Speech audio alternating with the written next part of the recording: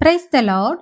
இன்றைக்கு daily dose of divine சேனல்ல வெளிப்படுத்தின விசேஷம் 3ஆம் அதிகாரம் மற்றும் யோபு 23ஆம் அதிகாரமும் வாசிக்க கேட்போம்.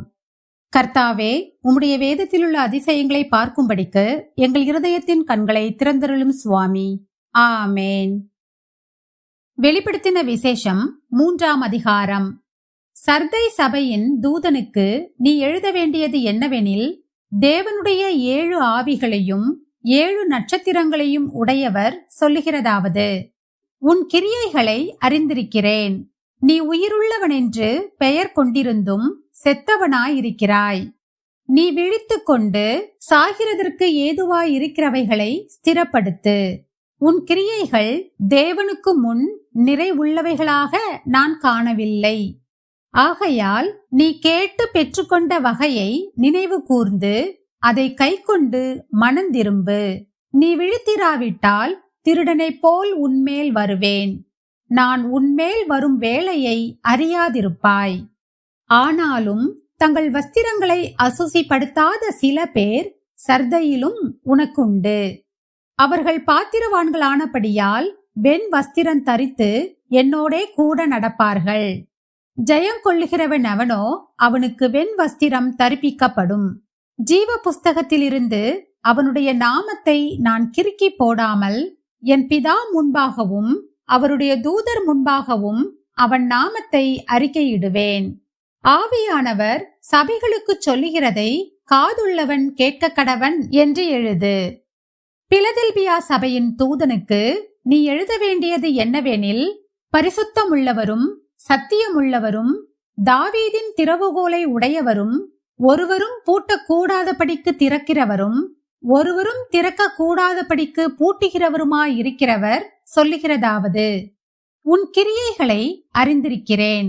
உனக்கு கொஞ்சம் பலன் இருந்தும் நீ என் நாமத்தை மறுதலியாமல் என் வசனத்தை கைக்கொண்டபடியினாலே, இதோ திறந்த வாசலை உனக்கு முன்பாக வைத்திருக்கிறேன். அதை ஒருவனும் பூட்டமாட்டான். இதோ யூதர் அல்லாதிருந்தும் தங்களை யூதர் என்று பொய் சொல்லுகிறவர்களாகிய சாத்தானுடைய கூட்டத்தாரில் சிலரை உனக்கு கொடுப்பேன். இதோ அவர்கள் உன் பாதங்களுக்கு முன்பாக வந்து பணிந்து நான் உன்மேல் அன்பா இருக்கிறதை அறிந்து கொள்ளும்படி செய்வேன். என் பொறுமையை குறித்து சொல்லிய வசனத்தை நீ காத்து கொண்டபடியினால் பூமியில் குடியிருக்கிறவர்களை சோதிக்கும்படியாக பூச்சக்கரத்தின் மேலெங்கும் வரப்போகிற சோதனை காலத்திற்கு தப்பும்படி நானும் உன்னை காப்பேன். இதோ சீக்கிரமாய் வருகிறேன். ஒருவனும் உன் கிரீடத்தை எடுத்துக்கொள்ளாதபடிக்கு உனக்குள்ளதை பற்றி கொண்டிரு. ஜெயங்கொள்ளுகிறவன் எவனோ அவனை என் தேவனுடைய ஆலயத்திலே தூணாக்குவேன். அதினின்று அவன் ஒரு காலும் நீங்குவதில்லை. என் தேவனுடைய நாமத்தையும் என் தேவனால் பரலோகத்திலிருந்து இறங்கி வருகிற புதிய எருசலேமாகிய என் தேவனுடைய நகரத்தின் நாமத்தையும் என் புதிய நாமத்தையும் அவன் மேல் எழுதுவேன். ஆவியானவர் சபைகளுக்கு சொல்லுகிறதை காதுள்ளவன் கேட்க கடவன் என்று எழுது.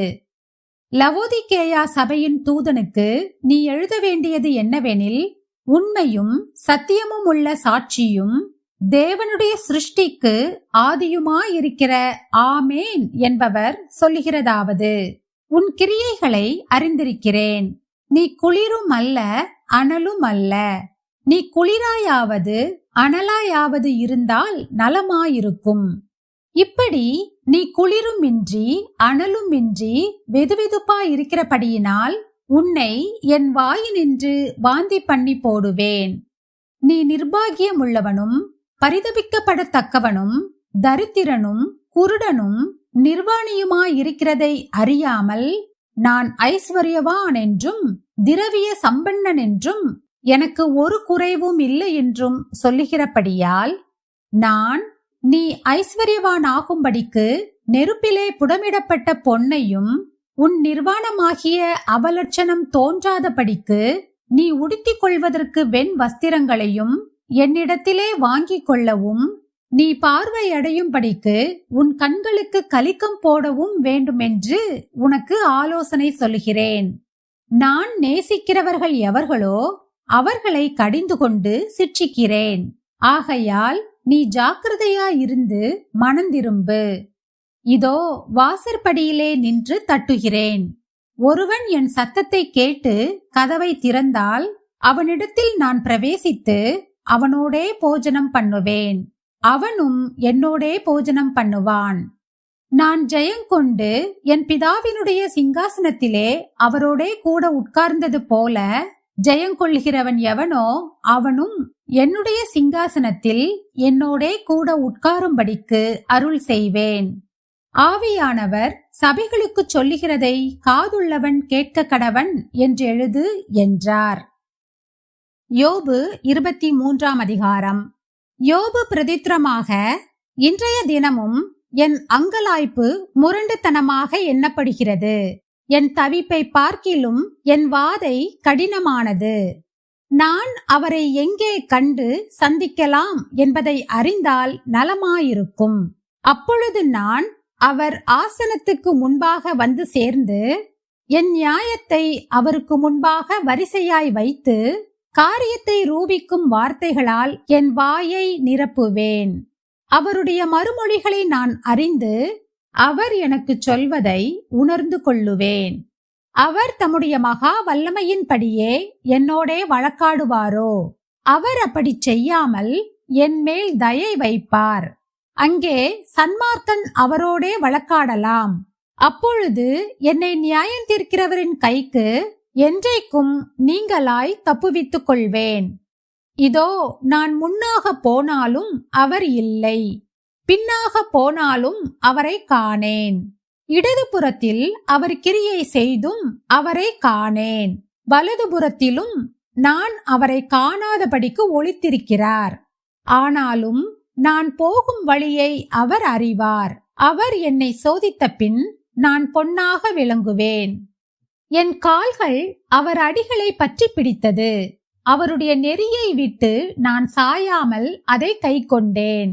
அவர் உதடுகளின் கற்பனைகளை விட்டு நான் பின்வாங்குவதில்லை. அவருடைய வாயின் வார்த்தைகளை எனக்கு வேண்டிய ஆகாரத்தை பார்க்கிலும் அதிகமாய் காத்து கொண்டேன். அவரோவென்றால் ஒரே மனமாயிருக்கிறார்.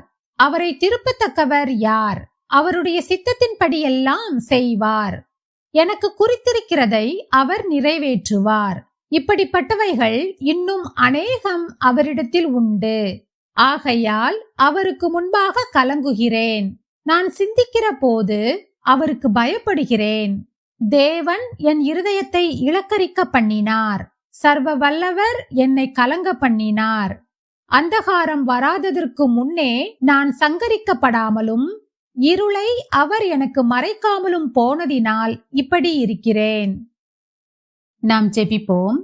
அன்புள்ள இயேசு சுவாமி, இந்த அருமையான காலை வேளையை தந்ததற்காக உமக்கு நன்றி ஏசப்பா.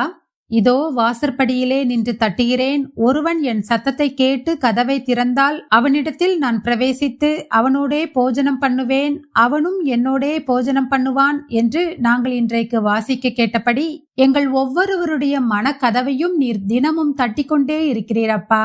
நாங்கள் உம்முடைய வழிகளை விட்டு விலகாமல் என்றைக்கும் உம்முடைய வசனத்தை வாசித்து தியானித்து உம்மோடு பேசி எங்களுடைய இருதயத்தை உமக்கு திறக்க எங்களுக்கு கிருபை தாரும் அப்பா.